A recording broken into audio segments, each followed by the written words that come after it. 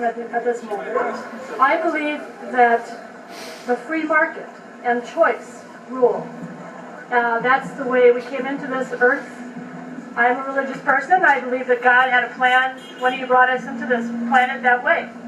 We made choices. Adam and Eve made choices. I'm a preacher's son. I've heard a lot about the Bible. And the unions, I don't think were in the Bible. Yep, I don't think they were. You'd have to find that and point it out to me. I am a fundamentalist, I'm sure. The free market is what can take care of things. That's what I believe. The unions are not free market. Right. Time's up. Pass it over. And pass it to the here and give her the money. So we can hear. Yeah, thank you. So yes, unions do benefit our society.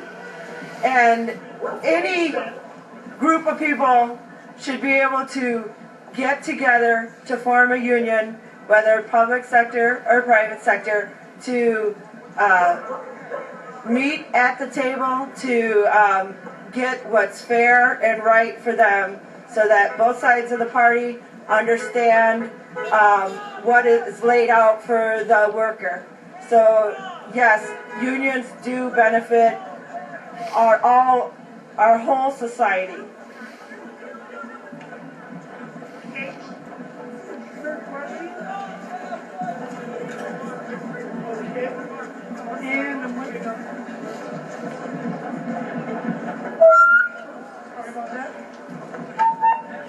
Third question. Do large multinational corporations benefit our society?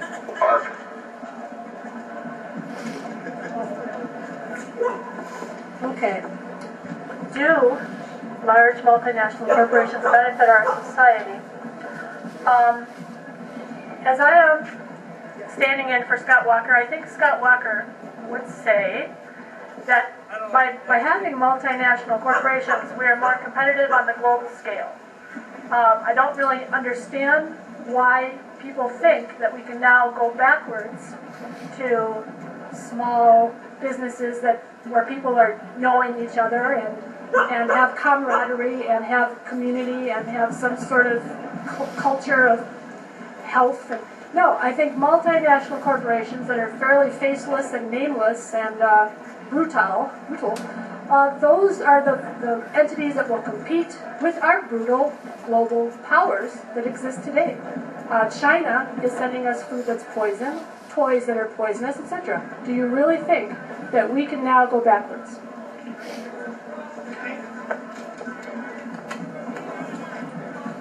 Well, our multinational corporations have bought what our representatives are bought and paid for, what our people that are supposed to be looking out for our society, and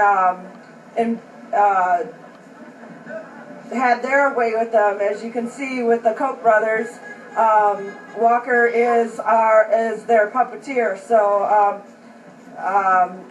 also it removes the individual from the workplace. So individuals are no longer seen as people. They're seen as a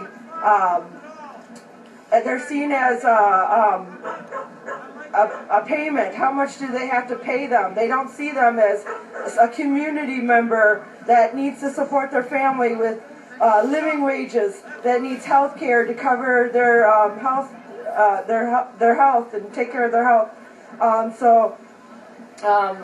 The multinational corporations, they take away from individual workers. They take away the human aspect.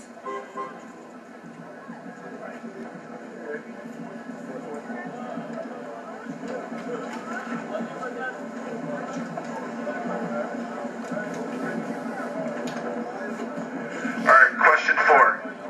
Are state budget problems due to public workers' wage, benefits, and pensions, or could there be other problems such as private health care companies, federal government budgets, Wall Street, and private bankers who own and control the Federal Reserve?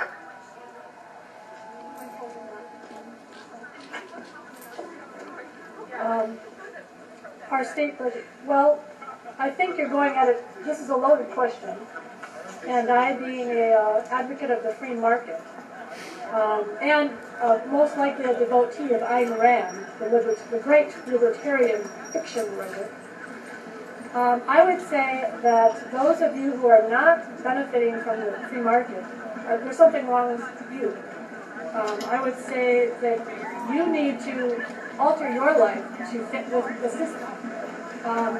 Why do you think that Wall Street is winning? Because they're winners. Why do you think the Federal Reserve... And by the way, being controlled is good. Welcome the oligarchy. What is it you like so much about this democracy you speak of? This is what democracy looks like. Get to know the oligarchy. This is what control looks like. Embrace it. Relax. The Federal Reserve knows best. And we do things in quiet, secret places that you never have to know about. Be confident in America's oligarchy. Okay, 1 minute.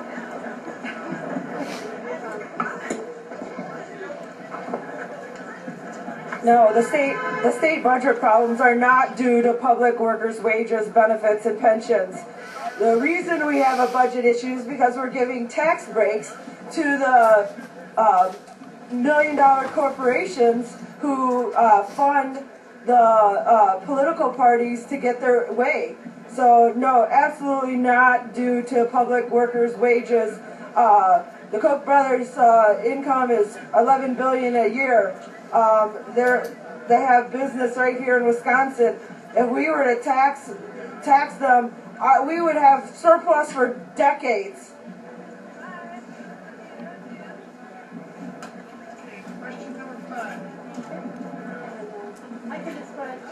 Question number 5. Did Scott Walker's prank call make any difference in the way you view him as a governor of Wisconsin?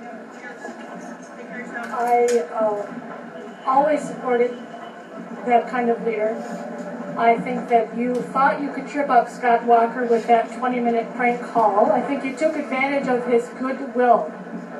He's a good Wisconsin person who does not assume the worst. Someone would prank call him. He, it really could have been much worse what he did say. He did not swear. He did not denigrate you, though you've been irritating him. Though you've been dominating his state house. You've been coming here and making your chance.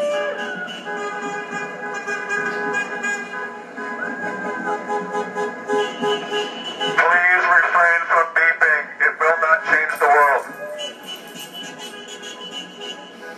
I'll continue. Really? Imagine all of the horrible things you've said about Scott Walker. The signs you've made, the slurs, using that word coke in many ways. He never once in that 20-minute phone call said anything of such a juvenile nature about you. He had great confidence in his ideas. Did you notice that? Focused. Friendly.